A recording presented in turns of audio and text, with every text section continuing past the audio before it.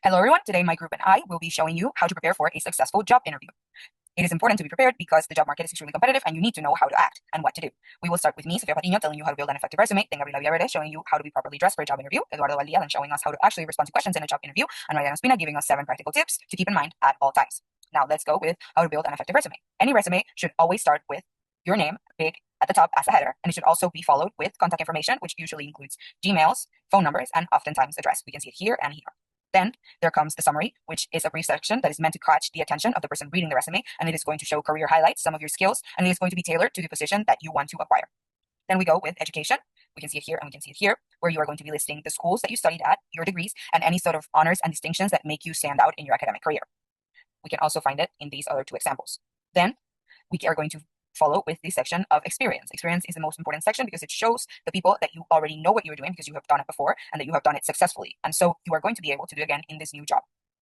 During your experience, you're going to be showing, first of all, what was your position, where you had this experience, and then you're going to be describing point by point each of the things that you did in this position, specifically the things that are relevant for this new job that you are applying for. Here we can see it, phlebotomy technician, describing what you did and where you had this position. We can also find it here. Your experience doesn't only have to be limited to jobs. It can also be volunteer experience, or as you can see here, research experience. You can also make a section listing all of the things or leadership activities that you did if you are just coming out of school, which also counts sort of as experience. Then we are going to have the skill sections where you are going to show the things that you are able to do successfully and sort of that make you stand out. They don't only have to be technical skills, they can also be soft skills. So it is not only your skills in digital marketing or in social media management, it can also be soft skills of teamwork, collaboration, leadership, communication, and the likes. In skills, you might also include languages that you know, like for example, we see here proficiency, upper intermediate in German and elementary in Italian, or conversational in Spanish. Then we can also have the section.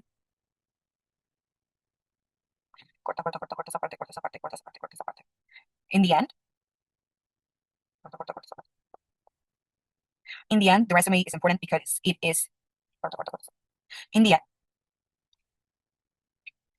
the end, the resume is important because it is the first opportunity that you have to make a good impression and to show the people that you are worth their time.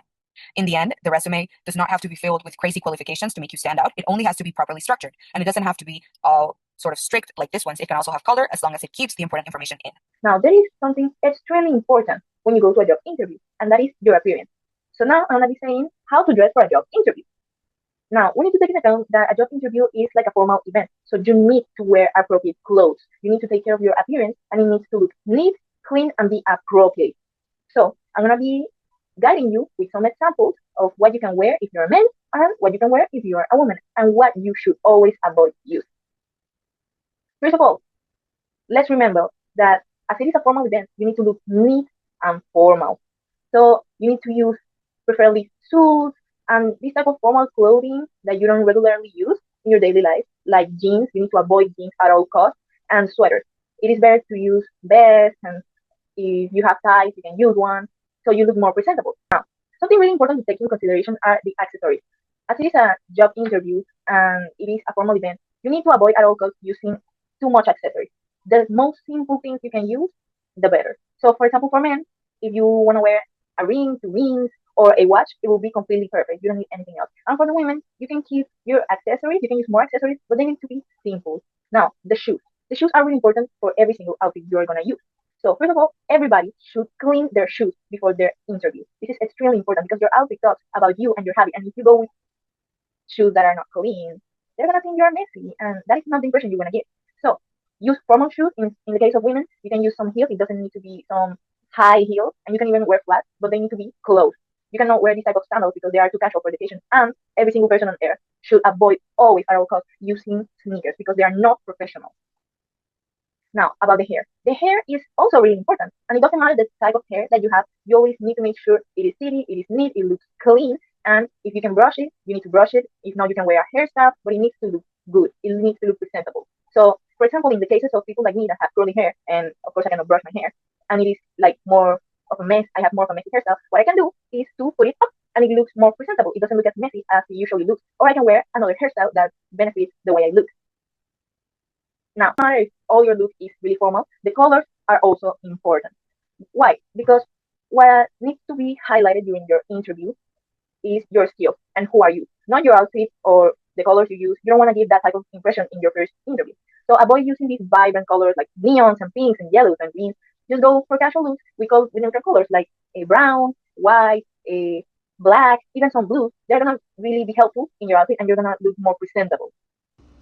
Now let's move on to the reality, doing an actual job interview simulation. First of all, let's share some tips. The main tips for your answers are to always think of what they actually mean with the question and what they want to get out of it. Present yourself desirable and be focused on the job at hand. Now let's make a quick example if you want to get a job as a supervisor in a restaurant. Let's get with the interview.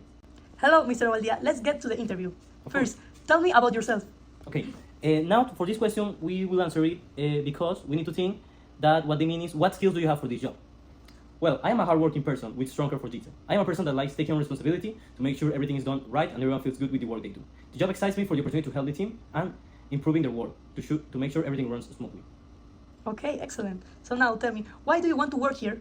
Okay, so for this question, they want to know if you actually want to work here beyond the money and the paycheck.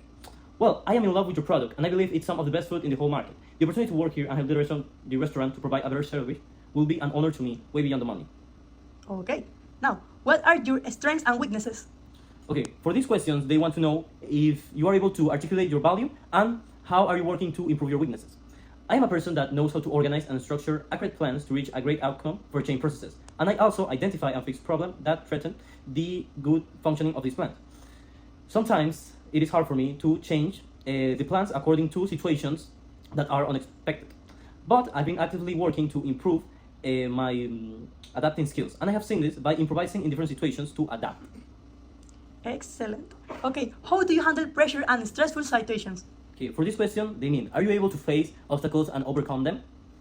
Well, some people have problems following orders for a plan to realize, and those obstacles are the one I am most likely to face, but I also am able to overcome them with my people skills. I also have the ability to handle the possible weaknesses of my plan and the upcoming challenges.